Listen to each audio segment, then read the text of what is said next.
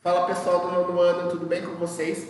Aqui é o professor Éder de Geografia e hoje a gente inicia a primeira aula da apostila 3, ok? Então, na apostila 3 a gente vai trabalhar o continente europeu, né? Todas as suas características, as suas diferenças de regiões. Então a gente vai trabalhar a Europa, né, sobre esses aspectos geográficos que precisam ser destacados, né? Então aqui tem um mapa do continente europeu, vocês conseguem visualizar esse mapa também na página 4 da apostila de vocês, né? Então a gente vai entender a Europa, os seus países, a sua divisão política, o grau de desenvolvimento dos países, tanto da Europa Ocidental quanto da Europa Oriental, qual é a diferença entre esses países, se a Europa pode ou não ser considerada um continente de fato, né? Haja visto que ela tem essa ligação geográfica com a Ásia também. Então a gente vai entender um pouco esse continente durante esse bimestre e durante todo o período que a gente estiver trabalhando a apostila 2, ok? Então, vamos lá, apostila 3 melhor, né? Então vamos lá para a página 3, capítulo 7, Continente Europeu, aspectos físicos e problemas ambientais, que é a parte que a gente vai trabalhar nesse início, né? Então, essa apostila é dividida em 3 capítulos.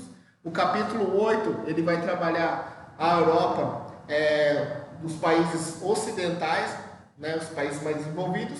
E no capítulo 9 são as nações do leste europeu, né? As nações que se dissolveram da antiga União Soviética, né? E que sofrem uma interferência maior da Rússia do que das potências ocidentais, ok? Então, ainda pensando nisso, tem 3 parágrafos que eu quero destacar para vocês que são interessantes para a gente refletir sobre o continente europeu. Então, vamos lá.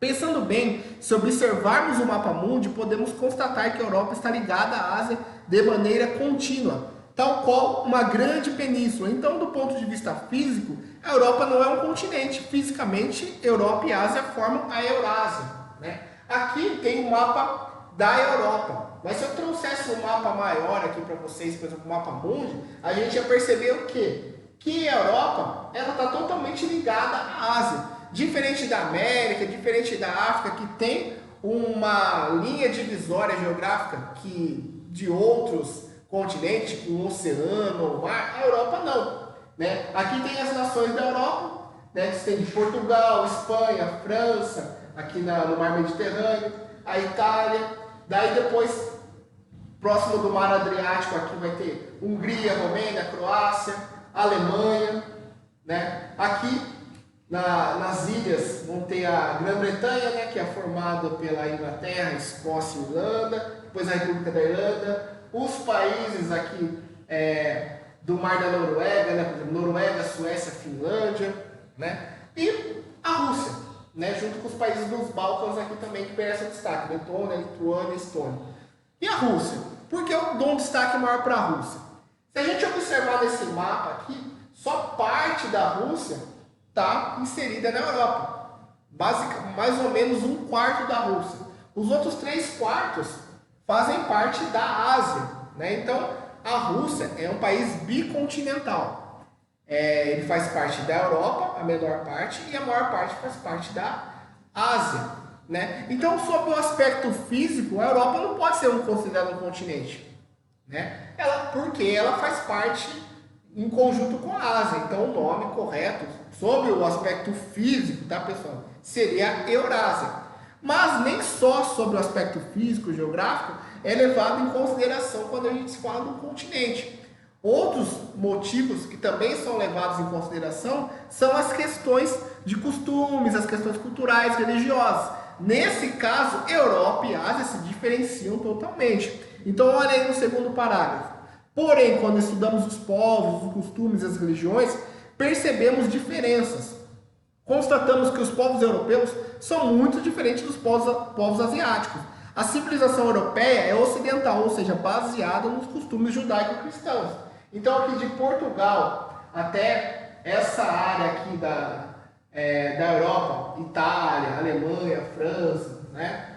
O que vai reger são os aspectos judaico-cristãos. O que é isso, professor? São a questão da religião, católica, protestante e do judaísmo. Não tem muita diferença em relação a essas religiões, elas que predominam nessa parte da Europa. Já na Ásia, há um leque maior, né, de civilizações culturais.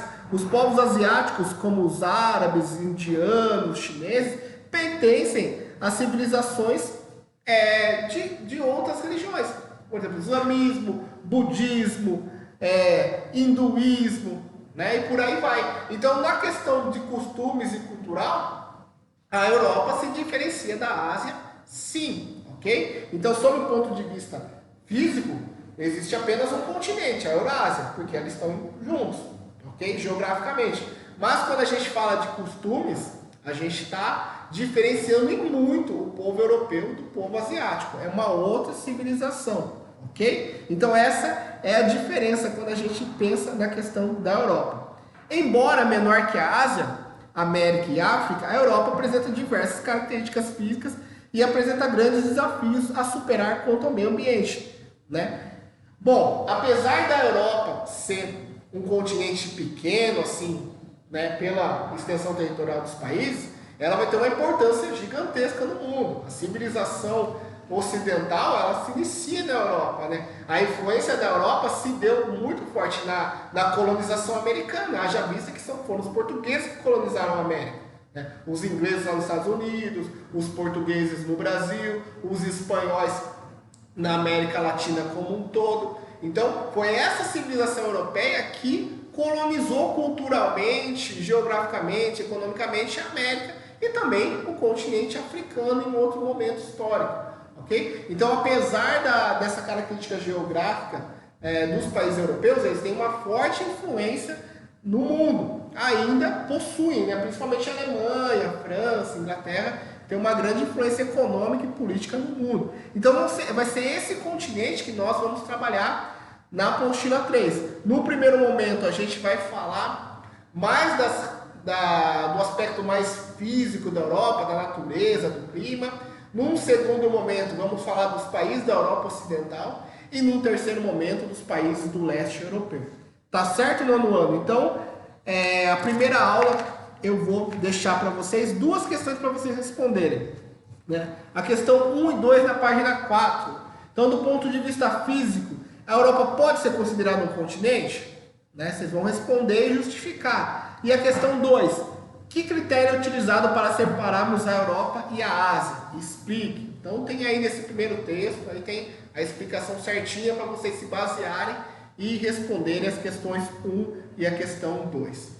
Tá certo, nono ano? Então a gente encerra por aqui. Mandem as atividades no grupo, né? O nono ano da Maristela, da Dona Isabel, tá me devendo algumas coisas aí, então mandem, enviem, da Domingos também, ok? Enviem no grupo e eu vou avaliando as atividades de vocês. Tá certo? É isso e até a próxima.